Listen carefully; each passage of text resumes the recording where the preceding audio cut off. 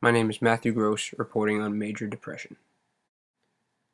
According to the Mayo Clinic website, depression is a medical illness that causes a persistent feeling of sadness and a loss of interest.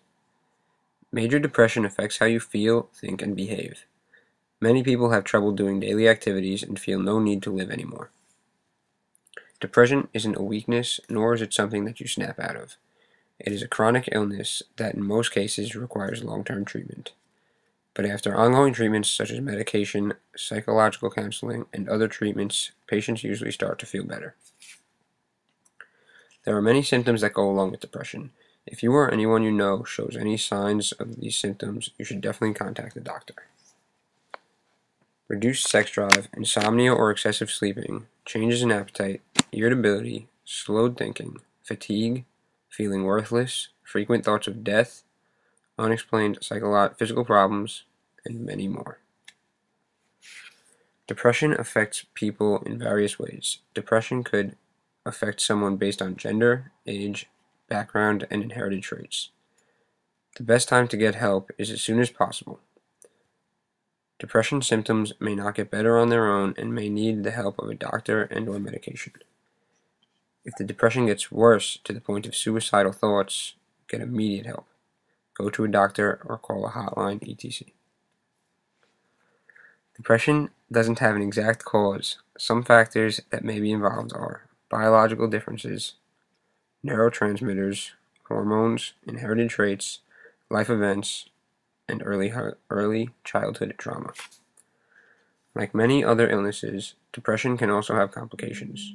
These include things such as alcohol abuse, substance abuse, relationship differences, social isolation, suicide, cutting, etc. In order to be diagnosed with depression, tests by a doctor have to be done, such as physical examination, which checks height, weight, vital signs, heart rate, blood pressure, and temperature. Next, a doctor may also do a blood test called a CBC, which counts your blood or tests your thyroid to make sure it is functioning properly. Lastly, the doctor will do a psychological evaluation, which is when he or she will check for signs of depression by asking personal questions.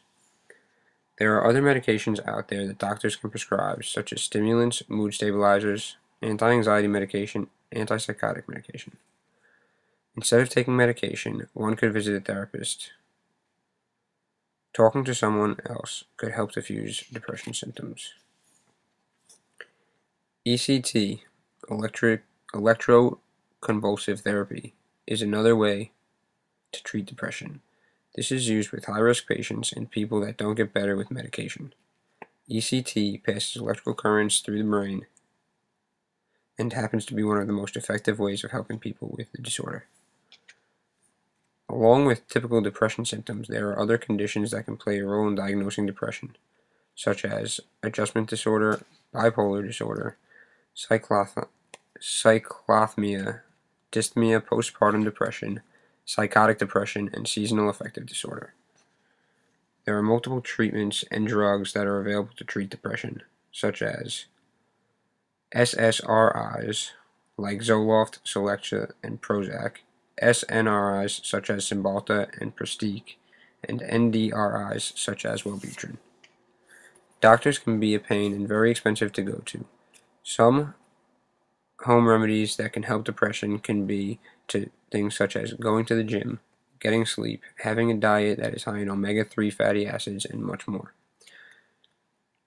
When it comes to coping with depression, many people turn to bad things. Here are some of the ways to cope.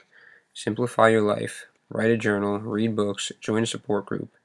Don't isolate yourself, take care of your health, learn ways to relax, and don't make important decisions when you're down. Depression is a serious medical illness and shouldn't be ignored. There are no ways to prevent depression, but there are ways to control it. Learning how to control stress and low self-esteem is extremely important in controlling depression. Being able to get together with friends and finding a helpful support group in times of crisis can help work through rough patches. Being able to notice depression starting early is extremely important so that you can get help as soon as possible.